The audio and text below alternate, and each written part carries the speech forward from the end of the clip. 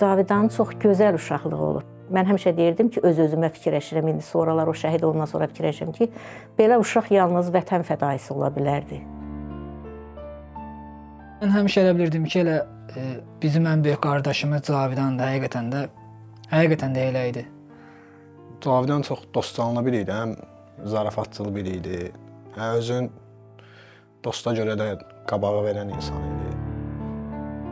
Dost onun üçün çox önəmli idi və buna görə deyirəm ki, əminəm ki, o döyüş bölgəsində də o döyüş yoldaşlarını özündən çox düşünübdü. Deyir elə gözün yenicə yummuşdu, gördü ermənilər başladı. Deyir gözünü açdı, dedi ki, onlara deyin sakit dursunlar. Dursam ayağa onların meyidini atacağım. Bunlar danışır, gülürdü. Onu həmişə takım komandiri danışırdı bizdə, elə ki, danışırdı. Çağırış mənə gəldi. Mənə zəng gəldi ki, bəs uşağı götürün, getirin. Mən dedim, evdə yoxdur, gələn kimi deyəcəm. Amma gedəndə o qədər ürəklə, o qədər belə, elə bir ki, qaçırdı da, elə getdi. Müharibə başlayanda hələ evə heç nə deməmişdi. Mənə dedi ki, bəs demə anaya ki, pis olmasın. Mən qabaqdayım, döyüşdəyim. Onun elə müharibə vaxtı yaralı dostları gəlmişdi bizə. Onlar özləri danışırdı uşaq ki, deyir gəlib yaramı sarıyırdı. Deyirdim ki, irəli gedək deyir. Deyir ki, sən bizə meşatçılıq edirsən də, tayda yaralısan. Onun hesabına deyir, biz dala qayıtmışıq. Şəhid olmamışdan hardasa bir 2 gün qabaq, 20-si ya 21-i idi. Telefonla danışdıq. Dedim, atam necədir vəziyyət? Dedi ki, xala, əla. Şəhid olmamışdan qabaq axırıncı danışmıq idi. Zəng elədi, dedi, Allaha əmanət olun. Ola bilsin, zaryadka olmadı telefonda. Oktyabrın 21-i böyük oğluma çağırış gəlmişdi, onu yola salırdım. Zəng gəldi Cavidanla. Danışdı, dedi ki, ana, bu nömrəyə zəng çatmasa narahat olmayın.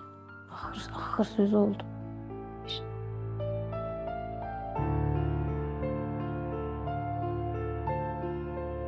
Yuxu gördüm, pis yuxu görmüşdüm. Elə bir ki, sel gəlibdi, ev, eşik hamısı qalır selin içində. Qaçmaq istəyirik, keçək ki, buradan yönümüzü belə tutaq. Belə keçəndə deyirlər ki, burada ermənilər var. Belə keçmək istəyirik, deyirlər. Elə bir yuxu gördüm. Füzulidə şəhid olub mənim qardaşım. Yəni, mühasirəyə düşüblər. Ondan sonra şəhid olub. Rəhmətli atasına xəbər vermişdilər, deyəsən polis gəlib demişdi. O gəlib elə, o da nətər özünü itirmişsə, o da qəfil demişdi anasına. Birbaşa demişdi yəni. Bu məhəlləyə girəndə artıq gördüm uşaqlar bayraq, qonşular, qohumlar. Artıq bildim ki, qardaşım şəhid olub. Yoxluğu hər yerdə hiss olunur. Belə mənim üçün də ən ağır itkidir də. Yenə deyirəm, elə bir ki, öz evladımı itirmişəm, bax belə. Hər dəfə mən bura gələndə o döngəni dönən kimi elə bilirəm ki, Cavidan yenə tut ağacının altında oturub oradan duyub yürüyəcək mənim qucağıma. Zəng elədi bir gün, Füzulinin bəzi kətləri alınmışdı. Elə sevinirdi ki, ana sən Ağdama aparacağım, yaz qalıb. Deyirdi, həmişə danışanda deyirdi, qaydacaq inşallah Ağdama. Elə Ağdamı deyirdi həmişə ki, qaydacaq inşallah, qaydacaq. Amma ki, mən onu apardım. Mən onların şəkli ilə getdim öz kəndimə.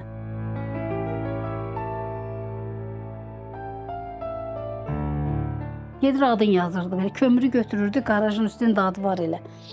Adın yazırdı bu divarı, deyirdim eləmədə dalaşarlar. Yazma o kömürlə nə yazsan. Həmişə o söz deyirdi, deyirdi ana burada bir iz qoyacağım, mən onu başa düşmürdüm.